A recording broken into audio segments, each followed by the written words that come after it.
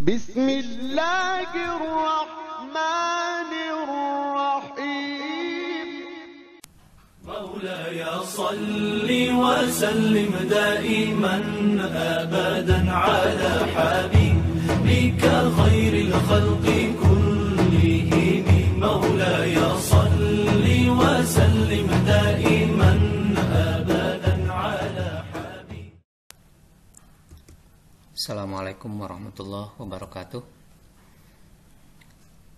Selamat berjumpa lagi dengan pembelajaran jarak jauh untuk mata pelajaran tafsir di kelas takhusus.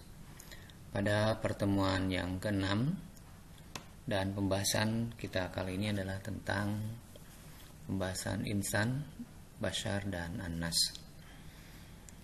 Setelahnya 6 pekan kita bersama-sama dalam pembelajaran ini. Ustadz berharap kalian masih tetap semangat, masih tetap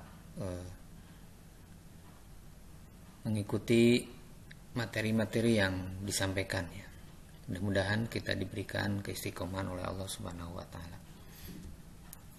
Dan yang akan kita bahas pada kesempatan kali ini yaitu tafsir Jalalain ya, surat Al-A'raf ayat 179, yaitu halaman 148 di jilid 1, surat Ar-Rum ayat 20 halaman 97 di jilid 2, dan surat Al-Hujurat ayat 13 yaitu halaman 186 di jilid 2. Dan kita mulai pembahasan kita dengan pembacaan ta'awudz dan basmalah bersama-sama. A'udzubillahi minasyaitonirrajim. Bismillahirrahmanirrahim. Walaqad darokna li jahannama.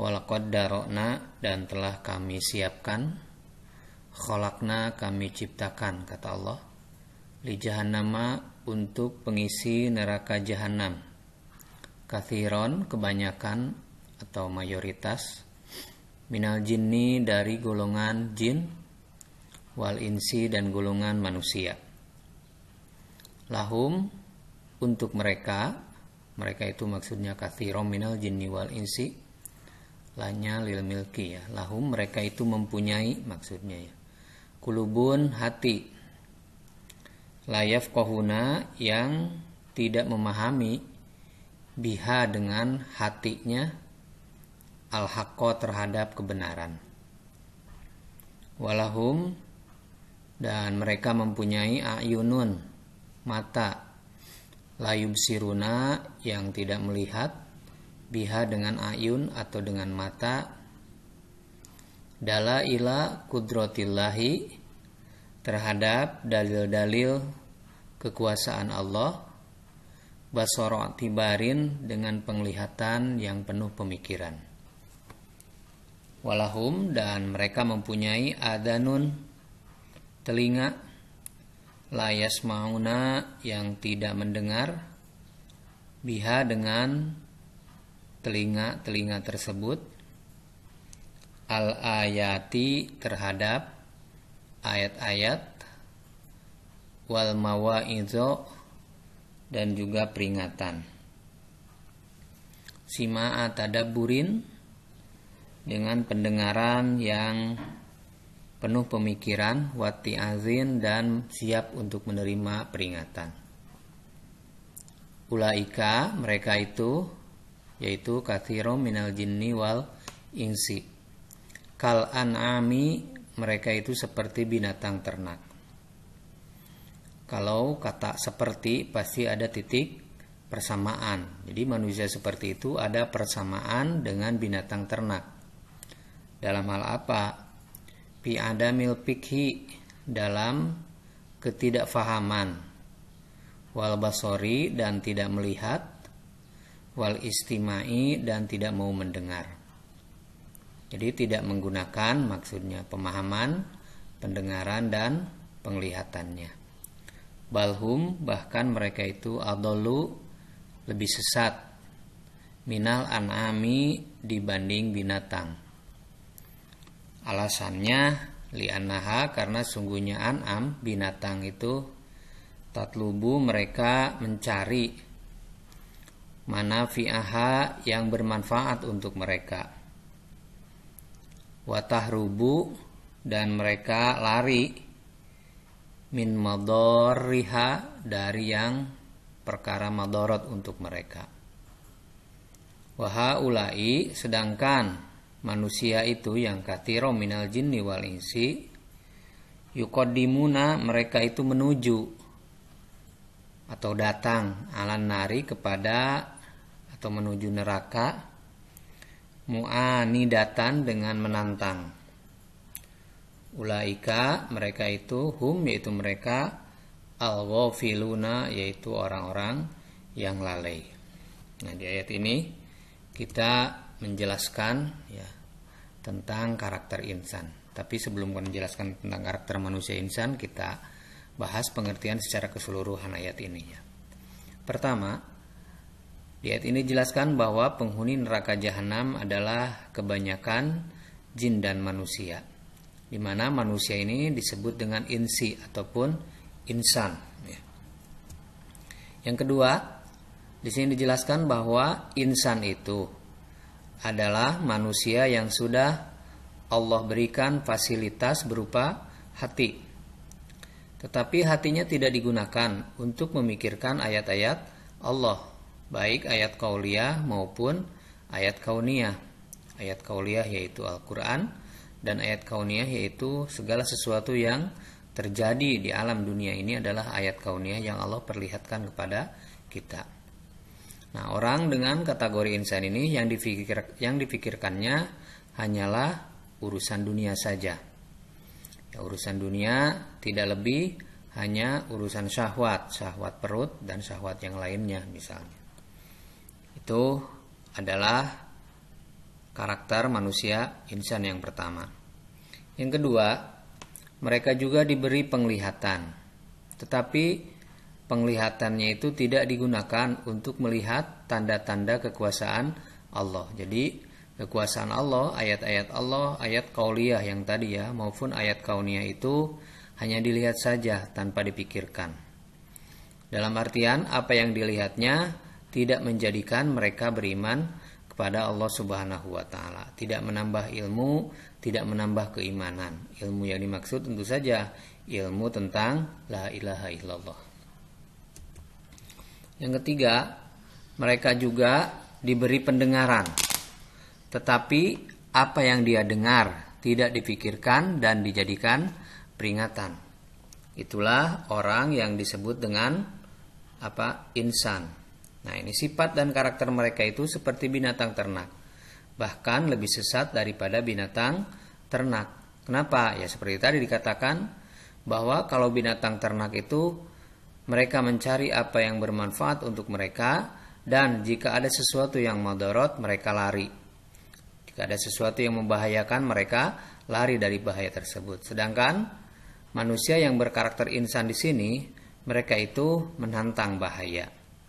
Dalam artian sudah dijelaskan oleh Allah bahwa perbuatan maksiat adalah perbuatan yang berbahaya yang bisa menjerumuskan mereka ke dalam api neraka, tapi mereka malah mendatangi perbuatan dosa itu dengan tantangan ataupun dengan menantang kepada Allah Subhanahu wa taala. Itulah manusia yang berkarakter insan, yaitu yang mereka itu diberi hati, diberi mata, diberi telinga, tetapi semuanya itu tidak bermanfaat, tidak menjadikan mereka takut kepada Allah Subhanahu wa taala dan tidak menjadikan mereka beriman kepada Allah Subhanahu wa taala. Selanjutnya, ayat yang selanjutnya yaitu surat Ar-Rum ayat 20 ya. Wa min ayatihi, dan di antara tanda-tanda kekuasaan Allah Ta'ala yang maha tinggi, ada lati yang menunjukkan ala kudratihi terhadap kekuasaan Allah.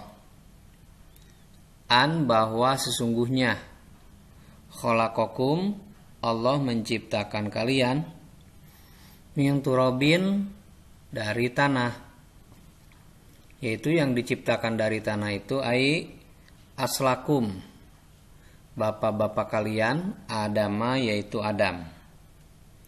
Summa idza antum, Kemudian ketika kalian sudah menjadi manusia, antum keadaan kalian itu basyarun, adalah basar ya, manusia, mindamin yang diciptakan dari darah, walahmin dan diciptakan dari daging, tantashiruna yang berkembang biak ataupun yang berjalan bisa fil ardi di muka bumi. Selanjutnya setelah kita menjelaskan ya manusia dengan kategori insan, akan kita jelaskan juga manusia dengan kategori bashar di sini ya. Yang disebut bashar dalam Al-Qur'an adalah manusia yang dilihat dari segi fisik ya. Yang kakek moyangnya yaitu Adam Allah ciptakan dari tanah. Sedangkan keturunannya yaitu kita Allah ciptakan dari darah dan daging yang berasal dari nutfah. Itulah yang disebut dengan bashar. Selanjutnya, bashar juga yaitu adalah selain dilihat dari segi fisik, mereka itu adalah makhluk yang berkembang biak.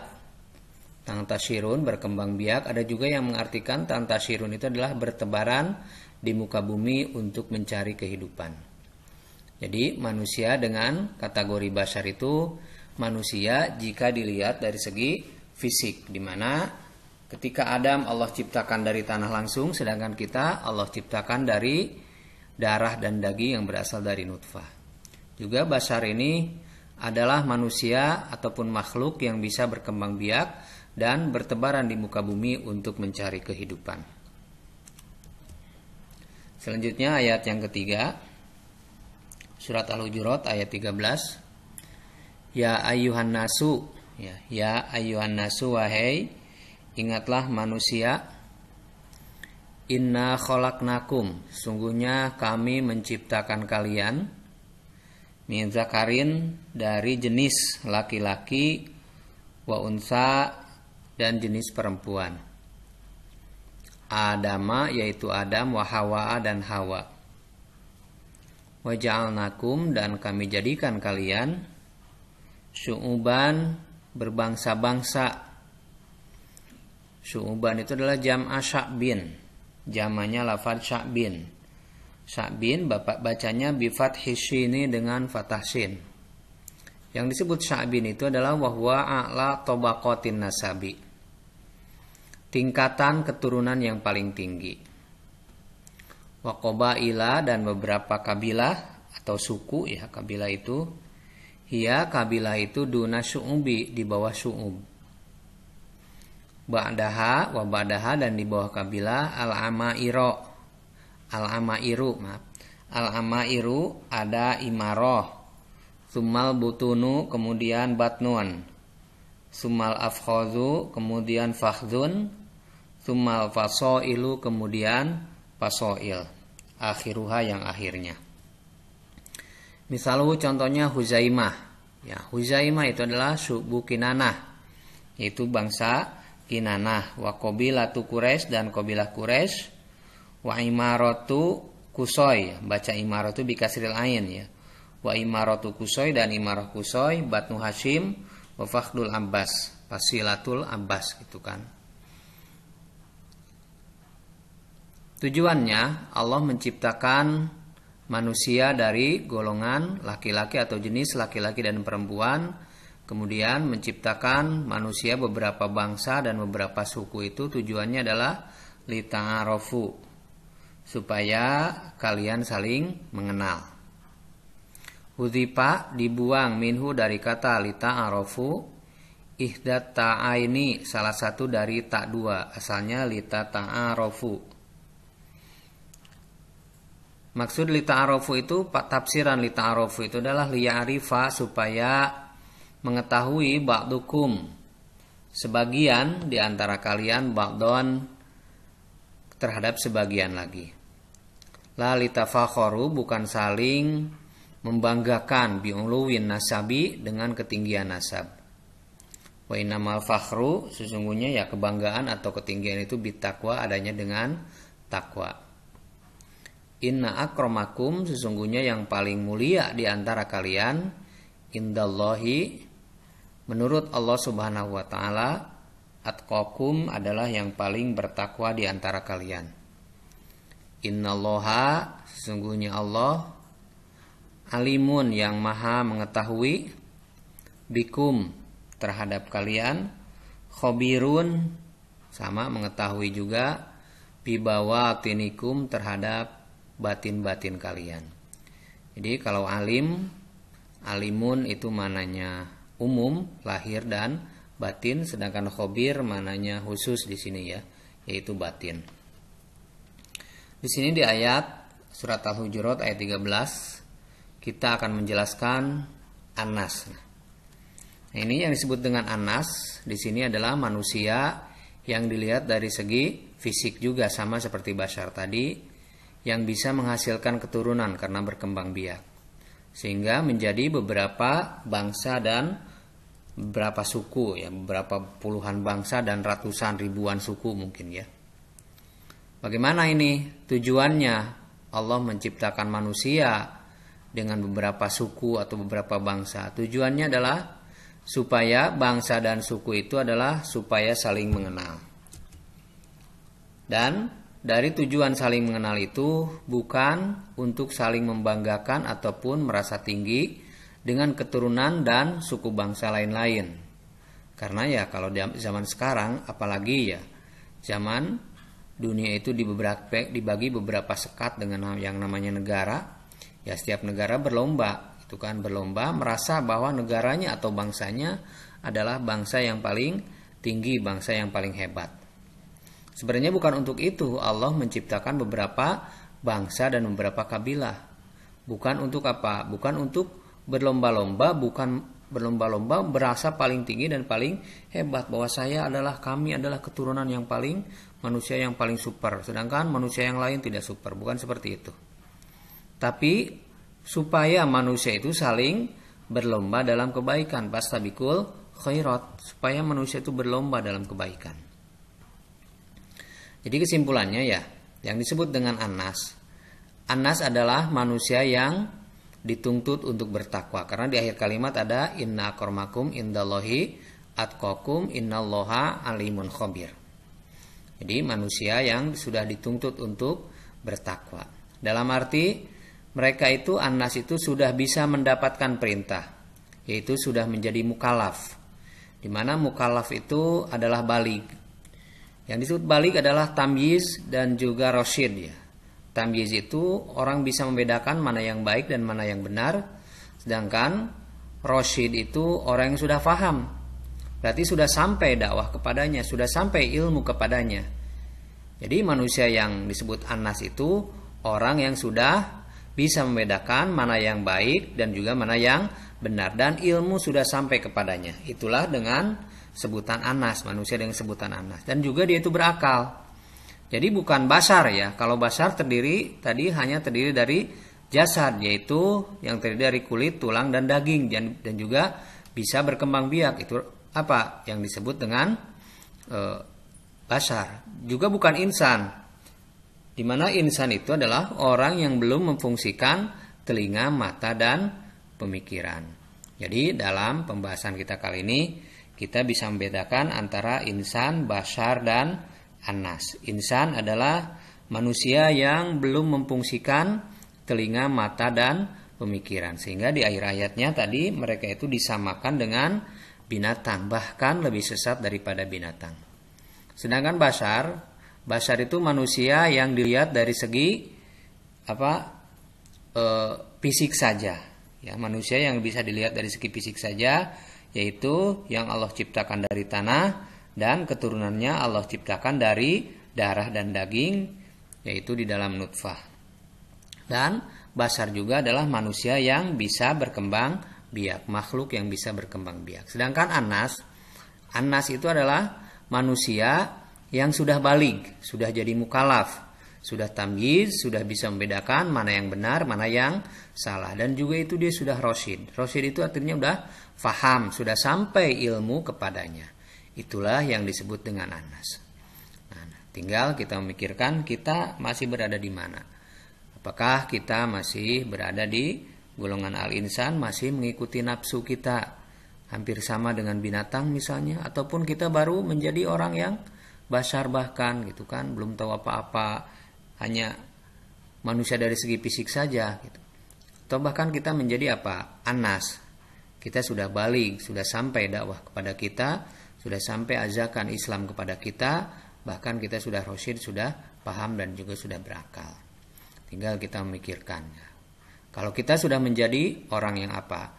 Yang rasyid, yang paham, maka sudah sampai mungkin ajakan kepada kita untuk bertakwa. Karena di akhir ada kalimat inna akramakum indallahi atqakum innallaha alimun khabir. Hanya sampai di sini dulu ya pembahasan kita. Mudah-mudahan apa yang Ustaz sampaikan bisa bermanfaat untuk Ustaz dan juga untuk kalian. Kita tutup dengan hamdalah. Alhamdulillahirabbil alamin. Wassalamualaikum warahmatullahi wabarakatuh.